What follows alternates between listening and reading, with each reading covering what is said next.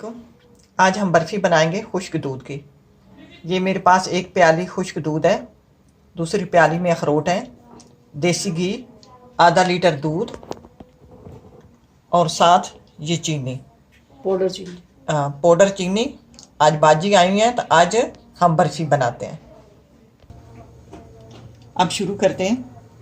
Pan ऊपर रख दिया, पैन दूर रखा है। वो चूल्हा जो है ना, हमारा चूल्हा वो स्लो आंच पे चलता है, हल्की आंच पे बनाना है। तो 1 चम्मच देसी घी। अच्छा, 1 चम्मच देसी घी डाल दिया। इसको पिघलने देते हैं। अब इसके साथ ही खुश्क दूध डाल दिया। अब दूसरा जो है लिक्विड वाला दूध 1/2 लीटर वो डाल रहे हैं। हाँ जी, वहाँ बेटा पीछे किस क्या ओके। अब हल्की आंच पे दूध डालते रहेंगे और जो खुश्क दूध है उसको मिक्स करते रहेंगे। उसके अंदर चम्मच मुसलसल चलाते रहेंगे।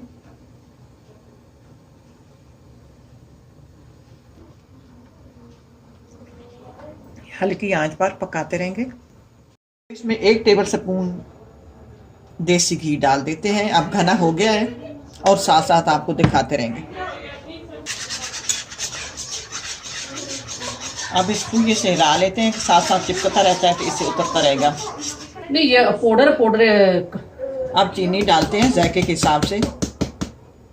ये पाउडर है, इंग्लिश में आइस शुगर कहते हैं। अब ये साथ लगे नहीं। 1 चम्मच देसी घी और डाल दिया। इस समय तकरीबन इसमें 3 चम्मच चलेगा। एक पहले डाला, एक फिर दरमियान में डाला, अब ये आखिर में डाल रहे हैं। अब ये बर्तन छोड़ रहा है, घी छोड़ा। हाँ, बर्तन छोड़ गए हैं। तो अब अखरोट डाल दिए हैं। अब अगर आपको बादाम पसंद है तो बादाम डाल लो। हम अखरोट डाल रहे हैं। ये 150 ग्राम मिल्क पाउडर था और आधा लीटर लिक्विड वाला दूध था। उसमें हमने हल्की आंच पे इसको पका लिया। आधी प्याली अखरोट। अब आधी प्याली अखरोट डाल दी आखिर में। इस तरह की क्वांटिटी होनी चाहिए। चूल्हा बंद कर दिया। अब ये इस तरह का बन गया है। अब इसको सर्विंग ट्रे पे लगा देते। अब अखरोट डाल के 3-4 मिनट इसको पकाया है। ये प्लेट जो है इसको ग्रीस से कर लिया। ग्रीस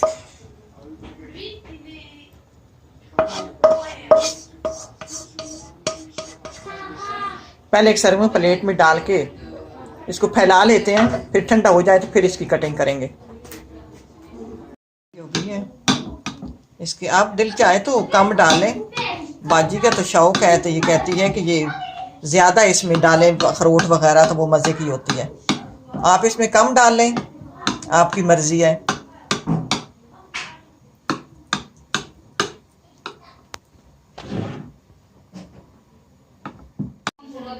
ये बर्फ़ी बहुत अच्छी तैयार हुई है। अब इसको फ्रिज में रख देंगे, ठंडी हो जाएगी, फिर इसको इस्तेमाल करना।